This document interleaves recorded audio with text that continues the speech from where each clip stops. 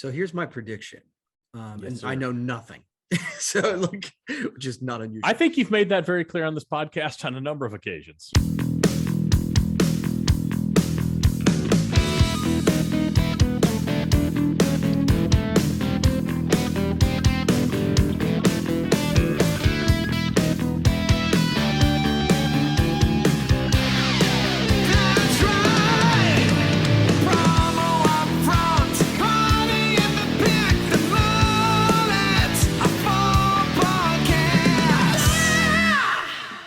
Hey-o, like a band of gypsies rolling down the highway, it's time to kick off episode number 107 of the Promo Upfront podcast. I am one of your hosts, Bill Petrie. With me, as always, the captain of clickbait himself, the one and only Kirby Hassman. Kirby, how the hell are you today?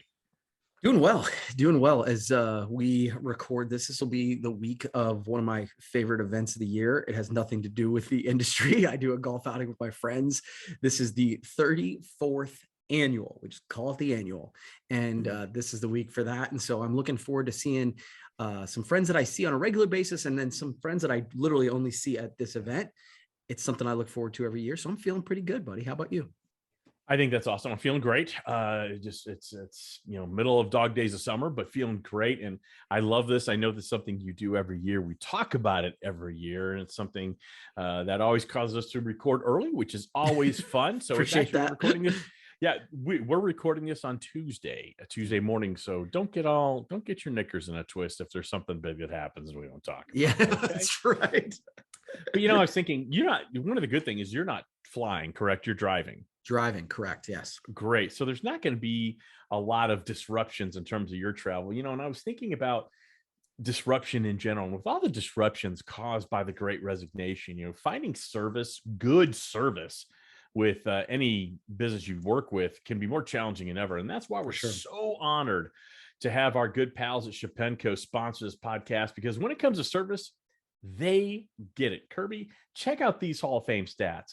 They've won ASI's Distributor Choice Award 15 of the last 16 years. Wow.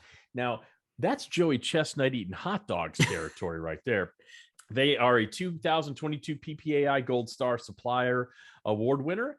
They are an have an A+ Sage rating. They have 5-star rating on ASI's ESP, and they have a platinum rating on Distributor Central. And I'm honestly, that's amazing. But the stats really only tell one side of the story. The people at Shepenko, that's the other side. And they really, really care. And Kirby, the folks at Shepenko. I'm sure you're not surprised by the industry accolades bestowed upon them by all of our friends out there. Yeah, no, you're exactly right. And I think when you think of Shepenko, you think of just a fun group. Like, I always am excited to see Alex and Dan and those guys. When we're at one of the industry events, I'm like, I can't wait to hang out with them, have a beer with them. Yeah. And the reality of it is we still do business with people we like, know, and trust. And they are those people. The other thing is they know what they do and they do it well. I think there's so many suppliers out there, and they're great, that do everything. And it's really hard to do everything exceptionally well. Shepenko knows exactly what they do, and they do it exceptionally well. They do. You said it perfectly, Kirby. When it comes to a supplier that cares about your success, you'd be hard-pressed to do any better than our good pals over at Shepenko. And Kirby, if that weren't good enough, and let's be honest, it really is, but if it wasn't, when you put in the code Shepenko22 on your next order, Shepenko is going to hook you up with 10% free goods or free ground shipping. So saving you money right there. Awesome. Or you can simply email Alex Moats directly at alex@shepenko.com, and he's going to hook you up with some random samples and the aforementioned or the aforementioned free goods. So to see all their amazing products, head over to shepenko.com. You're not going to be sorry you did. Now, Kirby, you have the annual coming up this weekend. Yes. I'm assuming your liver is in perfect fighting shape. Before you get going, and I know before you even mentally go, right? I'm a big believer we all mentally leave on vacation about 48 to 24 hours before we actually go. Before you do that, I want to thank you for having the courage to do this podcast before you go on the annual. And so I would like you to double down on that courage and give us a promo upfront topic to kick this thing off. Cool. Yeah. And there's a couple of things going on, but the thing that pops into my head, you have been a very good encourager of me and I think people who listen to this podcast to communicate when things are challenging, right? Like, Mhm. so during the early pandemic stuff, we talked about, what was going on with masks and Sure. hand sanitizer, and then through the supply chain. And one of the things that I think you've kind of pushed me to do in a good way is to communicate that, to be a partner. So, I do try to take that to heart. And so, whether it's through video or this past week, I wrote a blog post about some things that are going on in the industry that I wanted to share with clients. Right. So I think that's good and it's important. But I also think it's tough to tell the story of some of the challenges that are going on without like being doom and gloom, without like, Mhm. hey, there's supply chain issues. Hey, the Right. inflation is a thing. Hey, shipping's a problem. Like, there are challenges that we are Sure. facing as an industry, not unique necessarily to our industry. But how do you Right. tell that story without being salacious, without saying, like, what you don't want to do is get people to go, you know what, then this year I just won't do shirts. This year I Right. just won't do the appreciation that I know I should do. I'll do something different because it'll be easier. So I think I am, again, I did it. I wrote the blog post. It was actually Right. more well read than I thought. Because a lot of times when you speak the truth, Sure. nobody wants to hear it. Yeah. But it was a real balancing act to try and tell that story while still saying, hey, you still need to do it, but here are some Yeah. ways that you can do it without it being so stressful. Well, I think you answered your own question, Kirby. I'm a big believer. Some people will say, I don't want to hear anybody complaining. Right. I don't have that perspective. Because here's the thing, if you're going to complain about something, you better have a proposed solution Right. with you. No complaints without that. And so I look at what you're talking about exactly the same way. You have to share this news, but you Right. don't want to be like the six Debbie o'clock Downer. news and it's all doom and gloom. So I think here are the challenges that the industry's facing. But dear reader, here are some potential solutions to get around that, whether it's ordering early or we are partnered with specific factories that have been able to mitigate supply chain issues because of where they manufacture, or whatever the narrative is. I think as long as you're offering a path, right? So look at it like a roadblock. So Mm. there's a roadblock, there's a traffic jam. There's a traffic jam in the world of supply chain. You be Waze. You get to tell them You're the or suggest them, GPS. you can take this route. Yep, you can take that route or this route. There are avenues out. They may not be exactly what they had hoped for and exactly what they want, but that's okay because by being a real consultant, you're giving them full picture here. This is Right. what it is, but here's what we can do. Well, and I think to keep the analogy going, I like that is because detours are annoying, right? Mhm. Detours when you're driving someplace are annoying, but they're really annoying when you don't know about them until you get to the road being closed.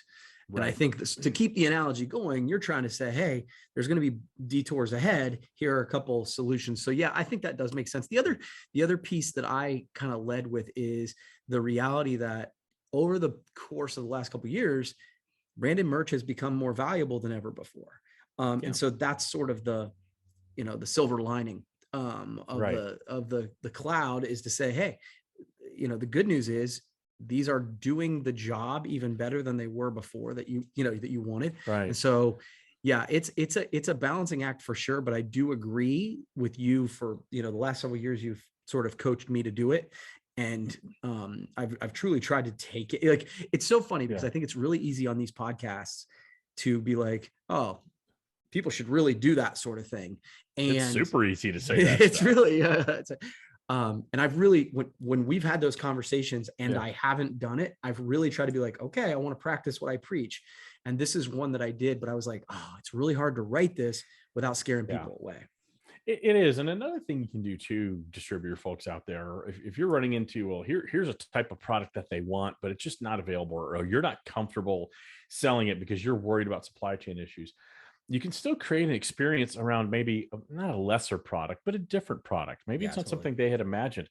Work with suppliers and create a packaging experience. How are they opening it? There's other ways around this. It's not just, well, they don't have the tumbler I want, so I'm screwed. Right. That's a very defeatist attitude. There are so many great suppliers out there, ones that have supply chain issues and ones that don't, but they will all work with you. Remember, they don't make money until you sell their product or their packaging or whatever. Work with them. They will do that for you. They will Yeah. help you if you just communicate. Love it. Well, there you go. I love the topic, Kirby. All right. Well, let's stay in the world of promo, if you don't mind, Kirby.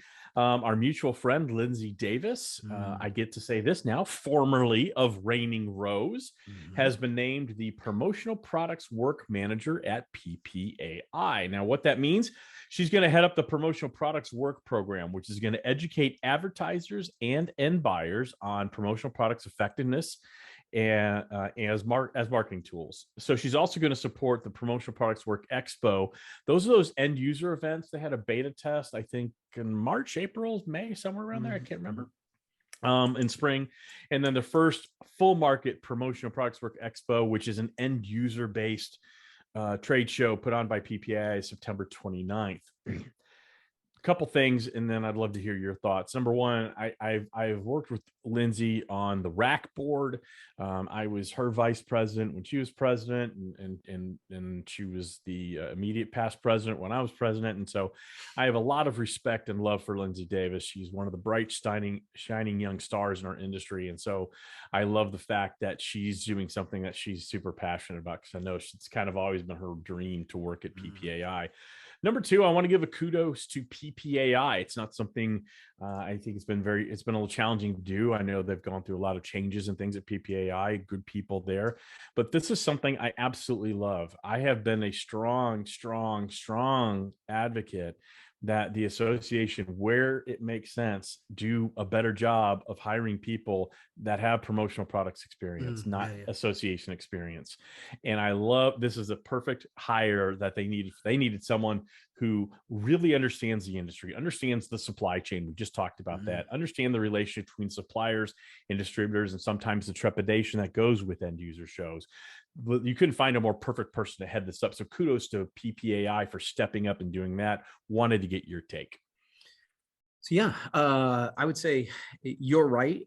And you have been an advocate for hiring people within the industry at the association. And I think that does make sense, especially in this role. What was funny is when you had mentioned the title, I was like, what's that title mean? And so you did a great job of explaining it. The thing that I've advocated, and I've actually had this conversation with Dale, is I'm excited that there is an advocate like Lindsay in this position. I believe that is one of the roles of the association, is to help us as an industry, help elevate our industry, not just in the sales number, but in the reputation. And I think that, when they started going to advertising week, I was like, how have we not been doing that? And so that's exciting to see. So I love this position being existence. And I really love the idea that someone who is passionate and as bright as Lindsay is in this position. And I guess what I would say is, what can we do to help? Let us know, because this is awesome. This is Lindsay's call to action. Lindsay, there's two of us here to help, and I guarantee you there's about 1,000 other people who would love to help in any way that they can support you. So again, just like you said, Kirby, kudos to PPAI. And one of the things I love is that there's a person now dedicated. That's their job, is communicating the effectiveness and the efficacy of promotional products. Whereas in the past, that was the CEO who did that, among his many other duties, and Paul Bellantone. So I think it's better that there's a person that's really focused on that. And so I think it's great. Hey, Kirby, you know what it's time to do? What, Bill? I do know. Got to amp up the podcast. It's time to amp it up. That's right. Hey, distributors, is your marketing working? If you can't answer that question with an immediate hell yes, it is, you need to reach out to our good pals over at Promo Pulse. They can give you consistently, and they're going to help you consistently amplify your sales through stunningly beautiful outbound marketing that's so easy. You can customize it, set it, forget it in only 5 minutes. So head over to promopulse.io/amp to learn more. All right, Kirby, you got another topic for us? I do. So, gosh, I don't remember how long it was ago. It was probably a couple months ago. We talked about the idea that Budweiser, Anheuser-Busch was sort of severing their exclusive partnership with the NFL. And Mm-hmm. I was curious to see who would go through that Yep. door, right? And so Hmm. Coors is heading to the Yep. Super Bowl, and this was fascinating to me. Coors Light and so Molson Coors is the maker of Coors Light and Miller Lite. So just to give Hmm. that context, I don't know that Hmm. I knew that until I read that. They bought a 30-second Super Bowl ad, which doesn't sound like a big deal, but Oh, it it kind of is. is. It means, this is amazing to me. It means that for the first time since Ronald Reagan was president, you're going to see a beer commercial in the Super Bowl that's not Anheuser-Busch. That's Yeah. unbelievable. Well, So A, yep. did you know that, I guess? And B, I guess my thought about this is I think that there are opportunities in business where a door will creak open for whatever reason. But, Hmm. if somebody steps away from an opportunity like this, or there's just, hey, there's a clear path that we could do something. And I think that Yeah. fortune does favor the bold. So I'm curious Yep. to know what Molson Coors does with this. And I'm Yeah. like really curious to see how they leverage it. Yeah, so I did know about it, and I, read this week, or last week, I guess it was, where, Anheuser-Busch, AB InBev has, they're no longer the exclusive alcohol advertiser at the Super Bowl for the first time in 29 years, that you had It's mentioned. crazy. So this was my view of it. Okay. What do they know that we don't? Not every, there was a time in this country where baseball was king. Baseball had all the advertisers. Baseball players made the most money. The NFL obviously has taken that over. I don't think anybody would question that. What does Anheuser-Busch know getting out of that business now when it looks like the NFL is still rising and allowing their competitors to basically fill their slots? So I wonder if they've done an analysis and it's just not worth the financial obligation to advertise at the Super Bowl. I mean, we all know the Super Bowl rates. They come out every year. It's usually what, 8 million for a 30-second spot, whatever it is. I don't know the exact number. Mhm. So like you, I'm interested to see what Coors, what Molson Coors is going to do there.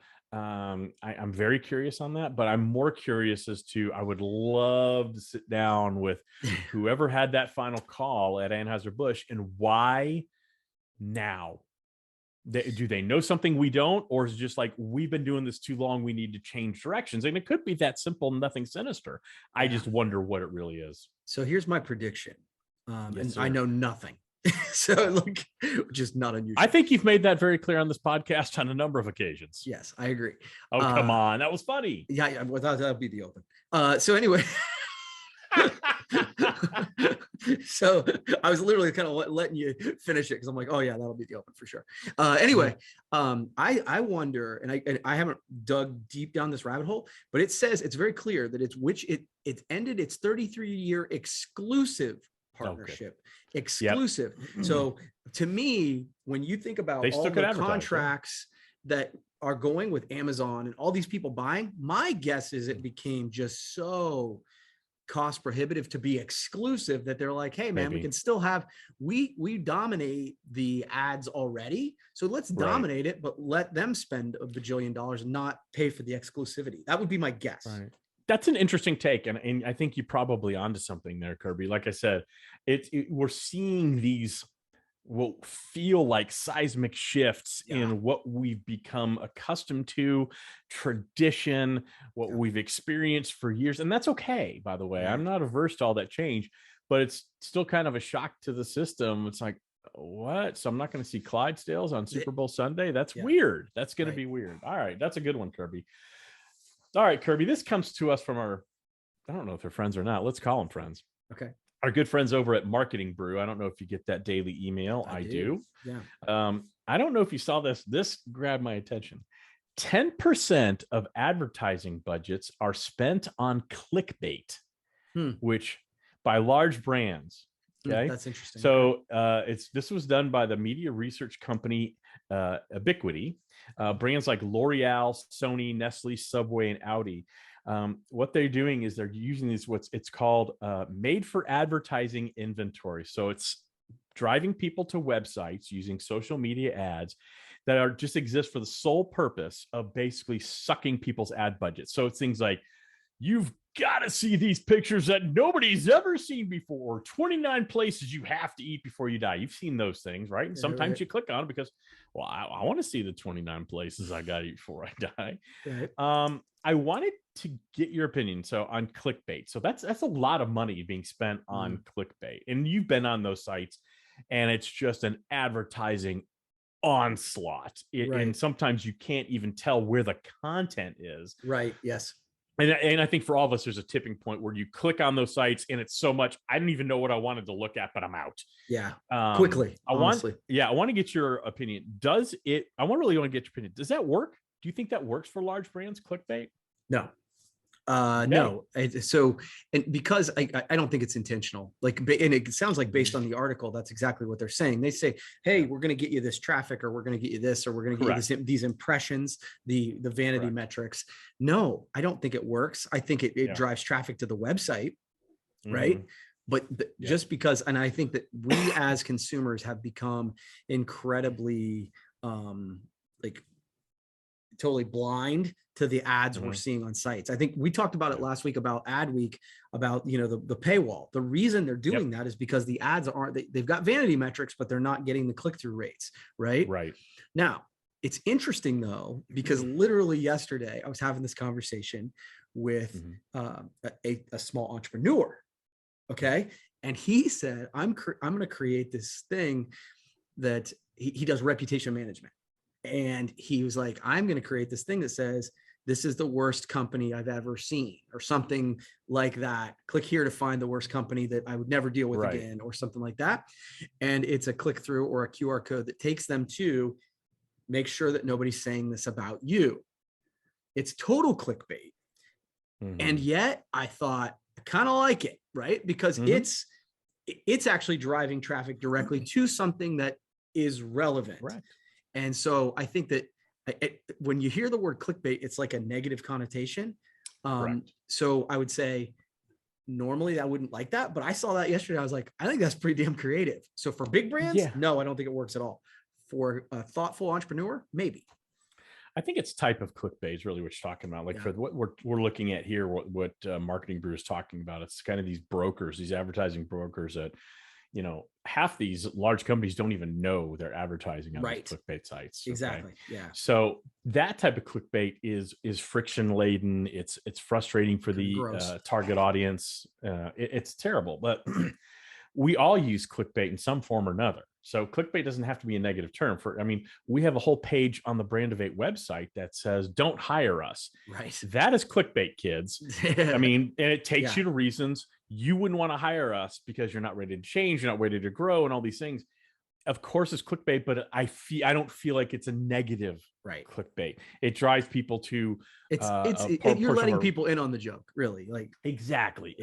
So and one of the things I thought about with these brands, they need to really pay a lot more attention of where those ad dollars are going, because happens when they're on those clickbait sites, it really you lose control of where your messaging is. You lose control of where you're actually hitting your target audience. And now you're getting associated with things you may not want to be associated with your brand. So I think Kirby and I's advice to all you folks who have this ad dollar siphoning to clickbait, you may want to rethink that. You may want to really, really, really, really, really understand from your agency where that money's going. Right. And there's sponsorships available here at the Promo Front podcast.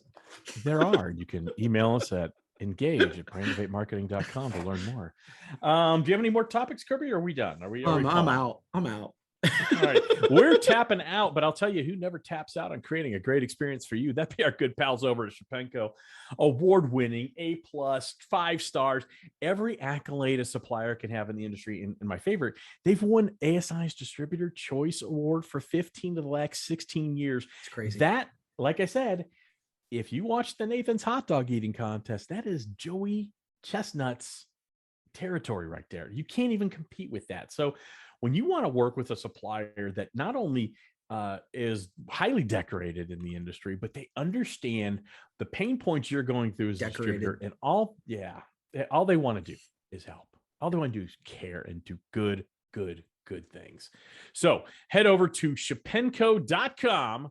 You're not going to be sorry you did. Now, Kirby, on behalf of all three of our listeners at the Promo Upfront podcast, we wish you a tremendous annual and hope that you and your liver make it back intact. See you, man. That's right.